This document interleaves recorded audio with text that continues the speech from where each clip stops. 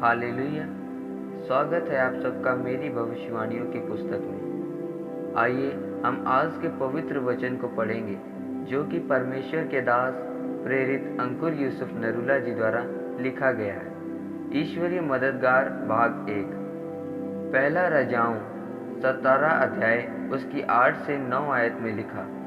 तब यहोवा का यह वचन उसके पास पहुंचा कि चलकर सिदोन के सारपत नगर में जाकर वहीं रह। सुन, मैंने वहां एक विधवा को तेरे खिलाने की आज्ञा दी है। मेरे प्रियो, ईश्वरीय मददगार परमेश्वर की ओर से आपके जीवन में एक आशीष का स्रोत होते हैं। उनके आपके जीवन में आने से परमेश्वर की आशीष आती है। जब आप इस ऊपर दिए गए वचन को ध्यान से पढ़ें तो लिखा है कि परमेश्वर ने अपने दास एलिया को वचन दिया कि उस विधवा के पास जा जो सिदोन के सारपत नगर में रहती है, वही तुझे खिलाएगी। वह विधवा एक ऐसी औरत थी जो पूर्ण रीति से गरीब और टूटी हुई थी। उसने एलिया को कहा कि परमेश्वर के जीवन की शपथ, मेरे पास एक भी रोटी नहीं है, केवल घड़े में मुट्ठी भर मैदा और कुप्पी में थोड़ा सा तेल है, और मैं 1-2 लकड़ी बीन कर लिए जाती हूँ कि अपने और अपने बेटे के लिए उसे पकाऊं और हम उसे खाएं फिर मर जाएं, क्योंकि इन अकाल के दिनों में हमारे पास कुछ भी नहीं है। अगर आप ध्यान से इस वचन को पढ़ें तो उस औरत के पास परमेश्वर ने ईश्वरीय मददगार के रूप में एलिया को भेजा था। उसने परमेश्वर के दास के कहने के अनुसार उसे रोटी बनाकर दी। उसके पास जो कुछ भी था अपनी घटी में होते हुए भी उसने बो दिया था। एलिया के उसके जीवन में एक ईश्वरीय मददगार के रूप में आने के बाद परमेश्वर ने उसको कई गुना आशीषित किया। अकाल के दिनों में भी वह औरत और उसका घराना खाते पीते रहे और जीवित रहे। यह सब इसलिए संभव हुआ क्योंकि उसके जीवन में ईश्वरीय मददगार था। याद रखें, परमेश्वर एलिया को किसी के पास भी भेज सकता था। वह कोई अमीर इंसान भी हो सकता था, लेकिन परमेश्वर ने उसको विधवा के पास ही भेजा ताकि वह विधवा आशीषित हो सके। उसी तरह से परमेश्वर आपको भी आशीषित करता है जब आप उसके साथ खड़े रहते हैं।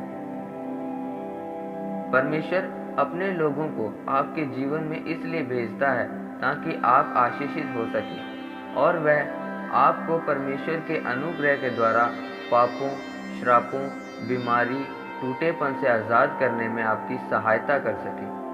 ऐसे ईश्वरीय मददगार जब आपके जीवन में होते हैं तो परमेश्वर बड़े काम करता है, जिस कारण आपके जीवन में बदलाव आता है, क्योंकि जिन लोगों को परमेश्वर भेजता है उनमें परमेश्वर की ओर से डुनामिस पावर होती है कि वह आपकी परिस्थितियों को देखकर बदल सके। उनके आपके जीवन में आने से संघर्ष खत्म होने के साथ साथ आपको चीज़ें आसानी से मिलनी शुरू होती हैं। आज आपको यह जानने की ज़रूरत है कि ईश्वरीय मददगार आपके जीवन में कैसे आएंगे। उसके लिए आपको वचन में और पवित्रताई में जीवन बिताते हुए प्रार्थना करने की आवश्यकता है, ताकि आप परमेश्वर के दास बन सकें। परमेश्वर का दास बनने के लिए ज़रूरी नहीं कि आप प्रचारक हों। आप एक घरेलू औरत के रूप में, एक व्यापारी के रूप में परमेश्वर के दास बन सकते हैं। फिर जब आप प्रार्थना करेंगे कि परमेश्वर, मैं जो तेरा दास तेरा भय मानता हूँ, इसलिए मेरी मदद कर। परमेश्वर, मैं जो तेरा दास तेरा भय मानता हूँ, इसलिए मेरी मदद कर। इस रीति से प्रार्थना करने के बाद परमेश्वर आपकी सुनेंगे और ईश्वरीय मददगार आपके जीवन में भेजेंगे। आमीन। आइए परमेश्वर के दास के द्वारा लिखी गई प्रार्थना को आप मेरे साथ करें। सर्वशक्तिमान परमेश्वर के नाम में मैं प्रार्थना करता हूँ परमेश्वर कि इस वचन को पढ़ने और सुनने वालों के जीवन में ईश्वरीय मददगार आए, जिनके द्वारा इनके जीवन का संघर्ष खत्म हो सके, ताकि यह आपकी आशीषें ले सके। प्रभु यीशु मसीह के सामर्थ्य नाम में आमीन। हालेलुया। आप इस वचन को और भी लोगों के साथ शेयर करें ताकि वो भी अपने जीवन में ईश्वरीय मददगार को ग्रहण कर सके। परमेश्वर आप सबको इस वचन पर आशीष दे।